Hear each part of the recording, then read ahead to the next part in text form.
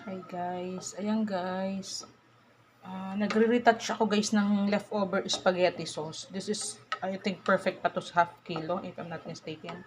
Kasi guys, ayan, the reason why is yung nagawa ko kasi the last time is nilagyan ko ng, nilagyan ko for the very first time nung CDO corned beef sauce, cheesy sauce. Diba? That is the very first time that I used that.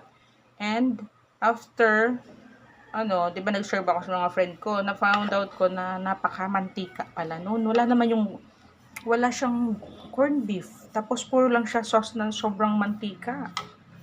So, if I'm not mistaken, na-cover ko din yun.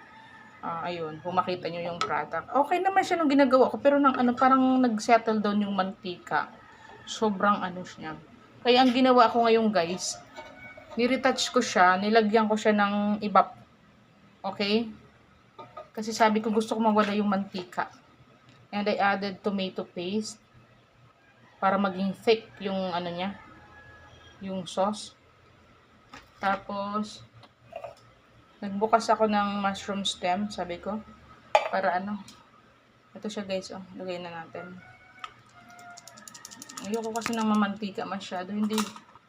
Actually, ang sahog niyan dati guys, ang dating pa nito ay ground pork, tapos hotdog. Yun yung, nandyan siya. Tapos, ayan, sabi ko, para nga mawala yung mantika masyado, ayan.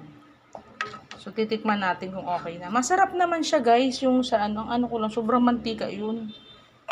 Kung maglalagay kayo ng ganun guys, yung bagong labas ng CDO, corned beef spaghetti sauce, nakalata siya guys eh. Kung maglalagay ka nyo nun, talagang sobrang konting mantika lang paggigisa kayo ng bawang sibuyas. Ang ginamit ko naman nun olive oil, pero yun nga, siguro, okay, kailangan din talaga yung tomato paste para maging thick siya. Titikman natin guys pag retouch talaga to guys. Retouch to the fullest talaga to guys. Iniinit ko nga siya guys, Iniinit ko siya. Nilagyan ko ng ground pepper. Tapos sobrang alat, I mean, hindi mo na yung kailangan lagyan ng cheese while cooking. Yun naman ang advantage nun. Kasi cheesy nga, kaso sobrang mantika. Ayan, tingnan nyo guys, hindi na siya ganun oily. Kasi nga may na siya. Yung may konting corned beef naman pala, isang hibla. Kaloka, no? Yun yung ginagarantiya ng CDO, isang hibla ng corned beef. So sinasabi nilang lata na corned beef spaghetti sauce. Wala naman akong nakitang corned beef ng binubuhos ko yun. Talagang sauce lang siya na mantikado.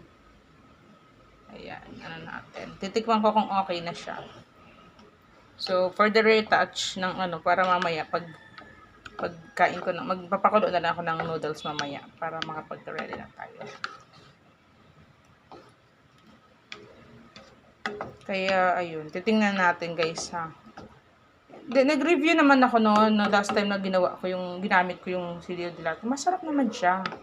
Pero hindi ko na anticipate na at the end of the, di ba, nang lumamig na sobrang mantika na siya. I think, parang hindi nga happy masyado yung pero okay naman. So far, naubos ko na nga din naman eh. Tikman ko guys ha. Pakuluin lang natin ng bonggang-bongga.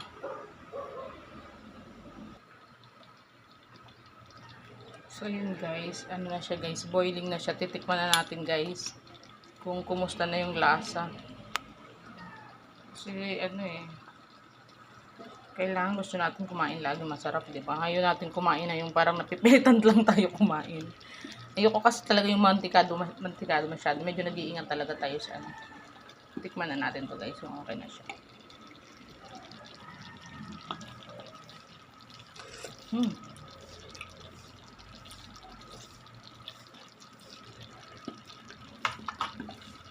Ayun guys, perfect na siya guys. Kasi guys, ang original na ko dito sa hog talaga, mayroon siyang ground pork and hotdog. Kaya nagmantika siya kasi nga, 'di ba, ground pork nagmamantika. Tapos yung nilagay ko nga na CDO na dilata na spaghetti sauce. First time kasi yun eh. Kung baga newly introduce yun sa market. Sinubukan ko lang din. Ayan.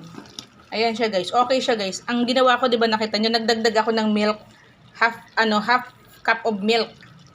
Ang nilagay ko, half cup of milk. I added the tomato sauce. Isang kutsara nitong dinagdag ko. Ayan, naging thick na siya. Kasi that time, syempre nagmamadali ako para na yung bisita ko. Ayan, usapan kasi 3:30 noon. Tapos, ayan, dinagdag ko ng isang lata para mas yummier. Okay? So, okay na siya guys. Pwede na magpakulo na lang ako ng spaghetti. Pwede na to. Ayan, improve. Pang snack-snack lang ni mother to. Saka ni Smart Kid kung gusto niya. Pang almusal. Okay guys, bye and thanks for watching. Please don't forget to like and subscribe.